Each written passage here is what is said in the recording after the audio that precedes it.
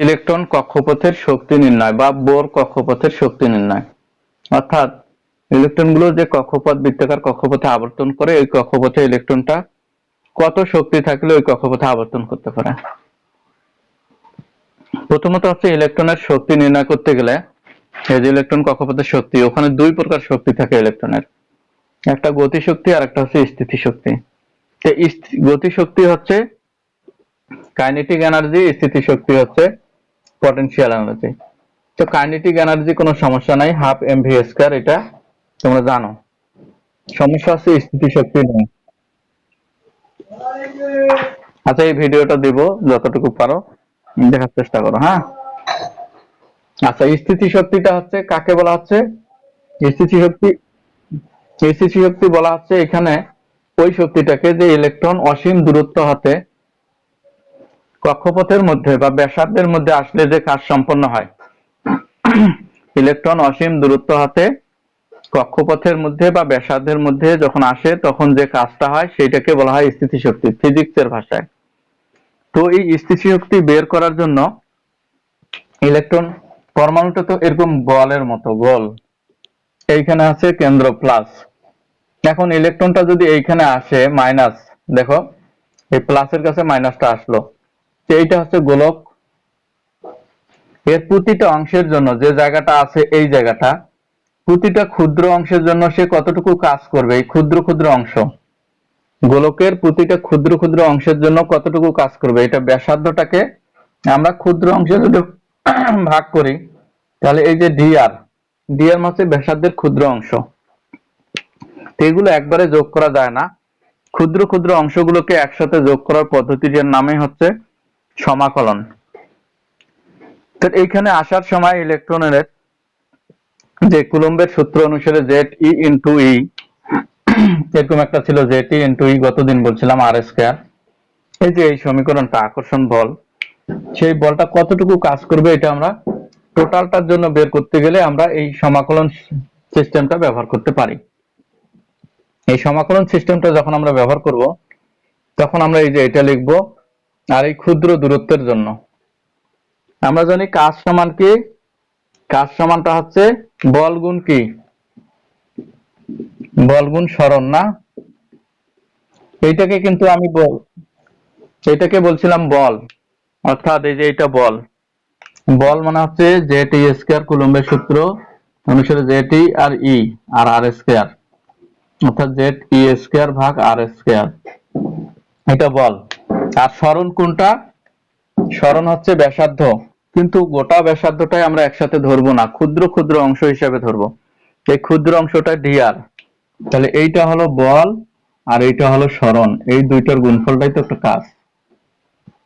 এই ছোট ছোট কাজগুলো যোগ করে সম্পূর্ণ ব্যাসার্ধের মধ্যে কাজটা কতটুকু হবে এটা জানার জন্য আমাদের সমাকলন, সমাকলন মানে হচ্ছে ছোট ছোট টুকরাগুলোকে যোগ করার পদ্ধতির নাম হচ্ছে সমাকলন। এটা হচ্ছে ম্যাথমেটিক্যাল টার্ম।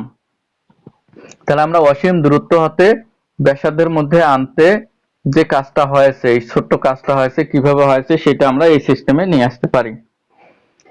এখন এই সমাকলনের সিস্টেমটা হচ্ছে এইটাকে, অর্থাৎ এই যে ডিআর, যে জিনিসটা ক্ষুদ্র ধরা হয়েছে, যার সাপেক্ষে ধরা হয়েছে সেটা হচ্ছে চলরাশি, বাকিগুলো হচ্ছে ধ্রুবক। জেড আর ই ধ্রুবক, এটাকে বাইরে আনলাম, এটার কোনো কাজ নাই। আর স্কয়ারটা এটা ইনভার্স করতে হবে যেহেতু নিচে ছিল এটা। এখন এটা কাজ করার সময় সমাকলনের সিস্টেমে বলা হচ্ছে যে রাশিটা থাকে তার পাওয়ারটার সাথে এক যোগ করতে হয় উপরে, আবার যেটা পাওয়ার পাওয়া যায় যোগ করার পর সেটা দিয়ে ভাগ করতে হয়। এইটার সাথে যদি আমরা এক যোগ করি তাহলে যে 2 বিয়োগ 1, তাহলে -1 থাকে, যে -1, -1 মানে হচ্ছে 1/r, আর নিচে আছে -2 + 1 মানে -1 থাকবে। এই মাইনাস চিহ্নটাকে আমি একবার বের করে নিয়ে আসছি, আর এই যে -1টাকে 1/r হিসেবে এখানে লিখছি। এটা থার্ড ব্র্যাকেটে লিখতে হবে। আর সমাকলনের যে পদগুলো, লিমিট যেটা ছিল এইখান থেকে শুরু করতে হয়, অসীম থেকে ব্যাসার্ধ আর এর মধ্যে, এই যে অসীম আর ব্যাসার্ধ, থার্ড ব্র্যাকেটের মধ্যে এভাবে লিখতে হয়। এখন এই কাজটা করার পর যেটা আমরা পেলাম, এই জায়গায় কি করতে হয়, এই মানটা প্রথমে বসাতে হয়, উপরেরটা প্রথমে আর এর জায়গায় আর বসালাম, বিয়োগ চিহ্ন দিয়ে 1/∞ একবার বসালাম, যে একবার বসালাম আর এর মান, মাইনাস চিহ্ন দিয়ে একবার ইনফিনিটিভ বসালাম। কোনো কিছুর নিচে ইনফিনিটিভ বসালে ওই মানটা কিন্তু জিরো হয়ে যায়, তাহলে সেই মানটা কি হবে? জিরো। তাহলে এই মানটা যদি জিরো হয়ে যায়, এটা বাদ, বাদ দিলে কি থাকে? Minus z square z E square by r. এই যে এই মানটা পেলাম, এই মানটাকে কি বলা হচ্ছে? এইটাকেই বলা হচ্ছে স্থিতিশক্তি। তাহলে পুরো স্থিতিশক্তিটা আমরা বের করা শিখলাম। এবার এই স্থিতিশক্তির মানটা এটা মেশাবো কি?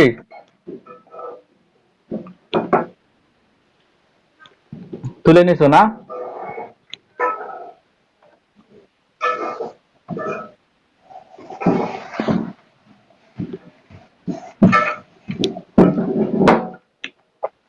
তাহলে ইপি এর মানটা আমরা পেলাম মাইনাস কি ছিল? জেড ই স্কোয়ার ভাগ আর, যতদূর মনে হয় এটা বের হলো। এখন আমরা এই মানটা যদি এখানে বসাই, তাহলে half M V square minus এই মাইনাস মান জেড ই স্কোয়ার ভাগ আর। তাহলে ফাইনালি আমরা এই মানটা পেলাম, অর্থাৎ এনতম কক্ষপথের জন্য। এখন এইটাকে আমরা এরকম ধরনের ভ্যালুতে আমরা রূপান্তরিত করার চেষ্টা করব। আমরা ভি স্কোয়ার এর মান কোথাও আমরা বের করছিলাম, মনে আছে? ভি এর মান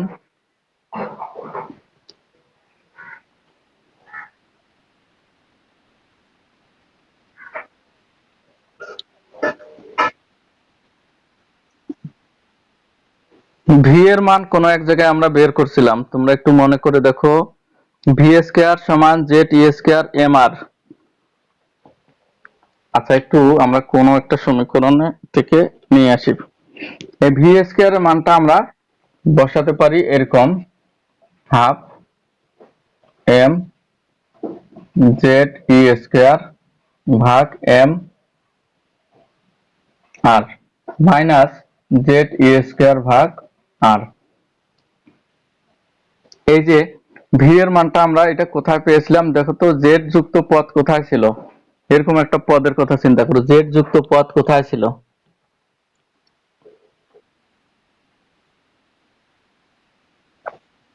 হ্যাঁ, তোমাদের ওই যে এক জায়গায় ছিল কেন্দ্রমুখী বল সমান জেড, এটা ছিল আর স্কোয়ার, এরকম ছিল না? হুম, ওইটা না, তোমাদের দেখো এক জায়গায় আমরা কি করছিলাম এরকম, দেখো একটু, কেন্দ্রমুখী বল আর কেন্দ্র বিমুখী বল একটা ছিল কিনা? এফ এফ সমান এফ সি ছিল কি? তো এফ এর বদলে আমরা কি বসাইছিলাম? এফ এর বদলে z t square r square, z t square r square. আর এই এফ সি এর বদলে কি বসাইছিলাম? M V square by r, m v, এরকম বসাইছিলাম কি? তো এইখানে কাটাকাটি করো, দেখো আর আর আর কাটা যাবে, একটা আর থাকে, তাহলে কাটা গেলে একটা আর থাকলো, এখানে আর কিছু নাই আর। এবার আমরা যদি ভি স্কোয়ারটা ওইখানে রাখি, এমটা নিচে আসবে কিনা? এই দেখো এইখান থেকে আমরা এটা পেলাম, কি বুঝছো? আমরা আকর্ষণ বল আর হচ্ছে, না এটা কেন্দ্রাকর্ষী বল আর কেন্দ্র বিমুখী বল, এই দুইটার মান থেকে আমরা ভি স্কয়ার মানটা, এই যে এমটা নিচে চলে আসছে, সেই মানটা বসালাম। ক্লিয়ার? এবার আমরা দেখো এম আর এম কেটে যদি দেই, এম আর এম কাটা গেল, গেলে এখানে থাকবে জেড ই স্কয়ার আর হচ্ছে আর, কিন্তু সামনে একটা হাফ আছে, মাইনাস জেড ই স্কয়ার ভাগ আর। একটু তোমরা চিন্তা করো যে এখানে হচ্ছে একটা গোটা জেড ই স্কয়ার আর, আর এখানে হচ্ছে হাফ জেড ই স্কয়ার আর, বিয়োগ যদি করি তাহলে minus minus half Z e square bye bye r. এই যে একটা আমরা মান পেয়ে গেলাম। এই মানটাতে এখন আমরা আর এর কিছু মান আমরা জানি কিনা, এটাকে আমি মিশিয়ে দিচ্ছি, উপরে লিখতেছি।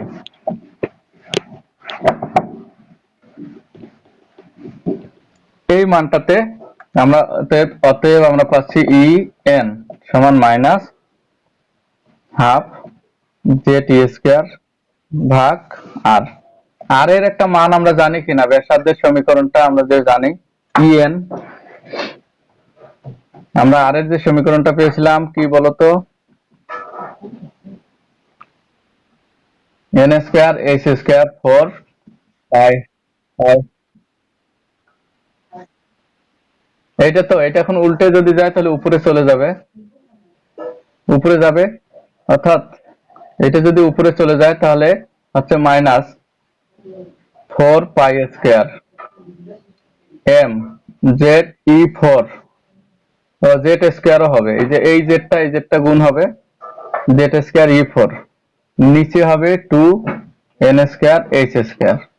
তো ফাইনালি যদি আমরা এটা 2 আর 4 কাটাকাটি করি তাহলে minus 2 pi square M Z square e 4, আর নিচে হচ্ছে এন স্কয়ার এইচ স্কয়ার। এই হলো ফাইনালি আমাদের কিসের সমীকরণ, আমরা যে সমীকরণটা পেলাম, হ্যাঁ এইটাই কক্ষপথের শক্তি। তো এই কক্ষপথের শক্তিটা দিয়ে আমরা এখন হিসাব যদি করি, এটাও কিন্তু আমরা, যেহেতু এখানে কুলম্বের সূত্র ছিল, সুতরাং এটাও আমরা সিজিএস পদ্ধতিতে হিসাব করব, অন্য কোনো পদ্ধতিতে হিসাব করা যাবে না। এখন তোমাদের যদি আমি বলি যে এটা হাইড্রোজেন পরমাণুর যদি বলা হয় যে হাইড্রোজেন পরমাণুর ইলেকট্রনটির জন্য স্বাভাবিক অবস্থায় হাইড্রোজেন পরমাণুর ইলেকট্রনটির জন্য শক্তি নির্ণয় করো, তাহলে প্রশ্নটা আসলো এইচ এর ইলেকট্রনের শক্তি নির্ণয় করো। তাহলে এই ইলেকট্রনটা 1s1 আছে কিনা, হাইড্রোজেনের ইলেকট্রনটা 1s1, তাহলে প্রথম n এর মান কি হবে 1, আর এটার জন্য z এর মান কি হবে 1। তাহলে আমরা জানি ই এন সমান minus 2 pi square M Z square e 4 h square n square H square. তো এটা তো পারবা এখন নাকি? তবে এটা সিজিএস পদ্ধতিতে, হ্যাঁ এটা সব সিজিএস পদ্ধতিতে বসাতে হবে। আর এটা ই মানে কি, ই মানে শক্তি, শেষে এককটা কি হবে, ই আর জি, আর্ক, এককটা আর্গে বের করতে হবে, এককটা তোমাদের আর্গে নির্ণয় করতে হবে। তো আমার মনে হয় এগুলো খুব জটিল না, এটা খুবই সহজ। যদি তোমাদের বলা হয় যে একটা ইলেকট্রন, দেখো একটা ইলেকট্রন যদি অপসারিত করি আমরা, সোডিয়ামের সর্বশেষ ইলেকট্রনটাকে অপসারিত করে অসীম দূরত্বে যদি নিয়ে যাই, সোডিয়ামের সর্বশেষ ইলেকট্রনটাকে অপসারিত করে অসীম দূরত্বে নিয়ে যাই, তাহলে ওইটাকে কি বলা হয়, আয়নীকরণ বিভব বলা হয় কি না? আয়নীকরণ বিভব কি বলা হয়? তাহলে ওইটাকে বলা হয় আয়নীকরণ বিভব। তাহলে আয়নীকরণ বিভব মানে কত শক্তি লাগলো, এই সমীকরণ ইউজ করে আমরা আয়নীকরণ বিভব নির্ণয় করতে পারি। এখন আমি আয়নীকরণ বিভবের সিস্টেমটা দেখাচ্ছি, তোমরা এটা আমাকে একটু বলিও সমীকরণটা। আয়নীকরণ বিভব এটা যদি আমরা নির্ণয় করতে চাই, তাহলে ইলেকট্রনকে কোথা থেকে কোথায় সরানো হয়, ইলেকট্রনকে এন কক্ষপথ হতে, এন মানে হচ্ছে সর্বশেষ কক্ষপথ ধরলাম, হতে অসীম দূরত্বে অপসারণে। এটা তোমাদের বুঝে নিতে হবে যে এন কক্ষপথ মানে সর্বশেষ কক্ষপথ, অসীম দূরত্বে অপসারণে প্রয়োজনীয় শক্তির পরিবর্তন আর কি, পরিবর্তন, এইটাকে আমরা বলতেছি যে আয়নীকরণ বিভব। তো এন তম কক্ষপথের জন্য এন তম কক্ষপথের শক্তি ইএন সমান, এটা কি হবে বলতো, ওই যে ওইটা minus M Z square e 4 না, এই এইচ স্কয়ার, এইটা আমরা 1 নাম্বার পেলাম। 2 নাম্বার হচ্ছে আমাদের কোন কক্ষপথ অসীম দূরত্বে, অর্থাৎ এন সমান অসীমতম, এখানে লিখি অসীমতম কক্ষপথের জন্য, তাহলে ই আমরা লিখবো অসীম, তাহলে minus 2 pi square M z e square z square E4। এইখানে এন এর জায়গায় আমরা কি লিখবো, এন যেটা আছে এখানে আমরা লিখবো এন অসীম, এখানে অসীম স্কয়ার ইন্টু এইচ স্কয়ার। তা কোনো কিছুর উপরে অসীম যদি হয়, অসীম মানে সামথিং ভাগ জিরো, জিরোটা উপরে যে যদি কারোর সাথে গুণ হয়ে যায় তাহলে সবকিছু জিরো হবে কিনা, এই অসীমের জন্য জিরো। এইবার আমাদের যে কাজটা হবে সেটা হচ্ছে যে অতএব ডেল ই মানে পরিবর্তনের যে শক্তি সেটা হবে ই অসীম, মানে শেষটা থেকে শুরুটা বিয়োগ করতে হয়, ই অসীম মানে জি এন। তো এই অসীমটা মানে আগে যদি লিখি তাহলে তো জিরো হয়ে যাবে, আর ইএনটা যদি আমরা পরে লিখি, এই যে ইএনটা পরে মাইনাস আছে, মাইনাস মানে যে কি হয় প্লাস হবে কিনা, +2 pi square M Z square E4 ভাগ এন স্কয়ার এইচ স্কয়ার। এইটুকু লিখলেই আমাদের হয়ে গেল, এইটার নামে হচ্ছে আয়নীকরণ বিভব। অতএব আমরা বলতে পারি এটার পরিবর্তে আইপি মানে আয়নাইজেশন পটেনশিয়াল সমান হচ্ছে এই +2 pi square M Z square E4 N square H square. এটা আমরা বের করতে পারি। এখন তাহলে এটা আয়নীকরণ সমীকরণ মানে বিভবের সমীকরণ, অর্থাৎ ওই যেটা আমাদের শক্তি সমীকরণ পেয়েছি সেটাই আয়নীকরণ বিভবের সমীকরণ। এখন যদি তোমাদের বলা হয় যে ইলেকট্রনের আয়নীকরণ বিভব মান কত, তাহলে বের করতে পারবা তো, মেশাবো? আচ্ছা, সোডিয়ামের প্রথম আইপি আয়নীকরণ শক্তি কত, আয়নীকরণ বিভব নির্ণয় করো। যদি আমরা এটা বের করতে চাই সোডিয়ামের প্রথম আয়নীকরণ বিভব, তাহলে আমরা কিভাবে বের করব? তাহলে আমাদের সোডিয়ামের সর্বশেষ ইলেকট্রনটা আমাদের কোথায় আছে, 3s1। তাহলে সর্বশেষ ইলেকট্রনটি আছে এখানে n ধরবো 3, ধরে আমরা জানি এই যে এই সমীকরণটা ইআইপি সমান, আমরা আগে সমীকরণটা দেখি 2 pi square M Z square E4 আর এন স্কয়ার এইচ স্কয়ার। তো আমরা এই জায়গায় লিখবো 2 ইন্টু পাই এর মান 3.14 স্কয়ার ইন্টু এই ইলেকট্রনের ভর কত 9.1 না 9.11 10⁻⁻28, এটার উপর স্কয়ার 9, হ্যাঁ 9। তারপরে আমাদের গুণ চিহ্ন দিয়ে লিখতে হবে জেড এর মানটা কত 11, এই ইলেকট্রনের চার্জটা আছে 4.8 10⁻⁻10 ইএসইউ, তো এটার মাথায় হবে 4, খুবই জটিল কাজ। এন এর মানটা আমরা লিখবো এখানে কত 3, আর এইচ এর মান হচ্ছে 6.626 10⁻⁻27 স্কয়ার। এইটা বের করব, পারবা তো বের করতে?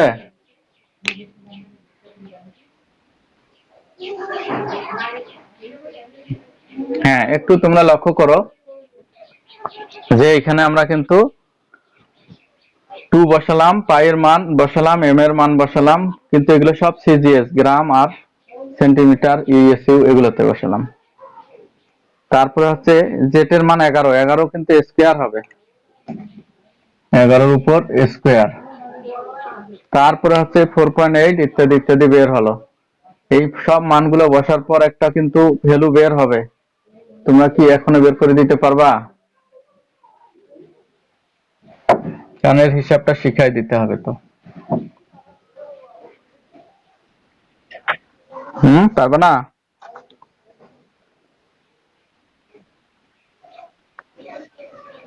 একটু দেখো, চেষ্টা করো।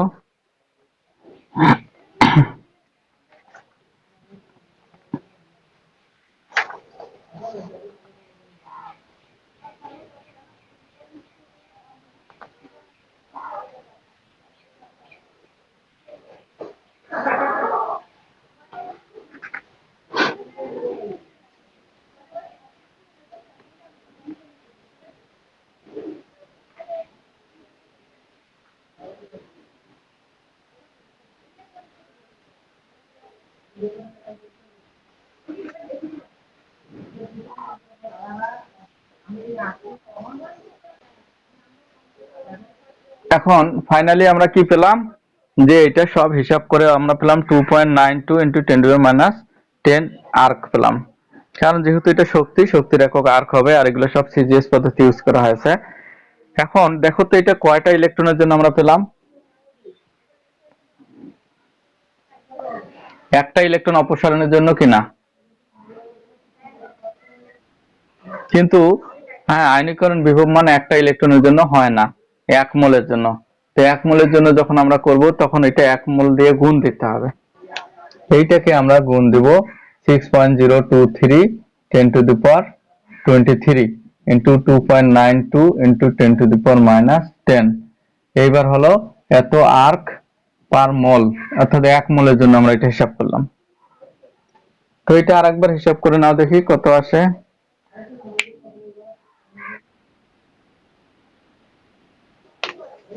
1.76 ইন্টু 10⁻14, এই 14 এত আর্ক পার মোল হলো। হ্যাঁ, এত মোল হলো। এইটা একটা উত্তর আমরা পেলাম, কিন্তু আমরা জানি 496 কিলোজুল পার মোল। আমরা তো করতেছি আর্গে।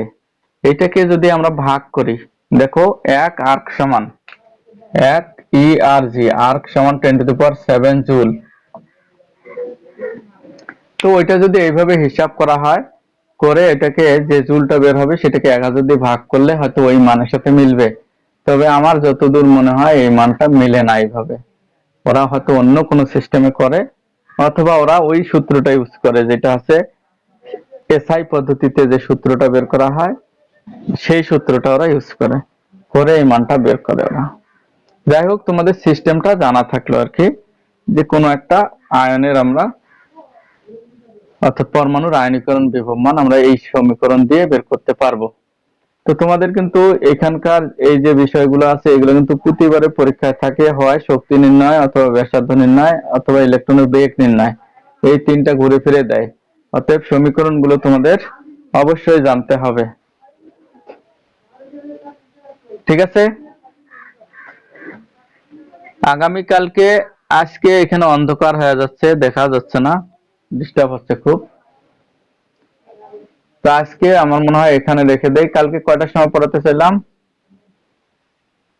হ্যাঁ, 9টায়। আমার যদিও মনে না থাকে তোমরা একজন কল দিবা, ভুলে গেলে। শুক্রবার তো 9টার সময় শুরু করবো, আর এর পরের দিন থেকে তোমরা পড়বা 8টার সময় করে। এই বিকালের সময় ডিস্টার্ব, নেটওয়ার্কের সবচেয়ে বেশি ডিস্টার্ব হয় বিকালে। এর পরের দিন থেকে 8টায় ইনশাল্লাহ সমস্যা আর হবে না। ওকে, আজকে এই পর্যন্ত থাকলো, আর সাবধানে থাকো।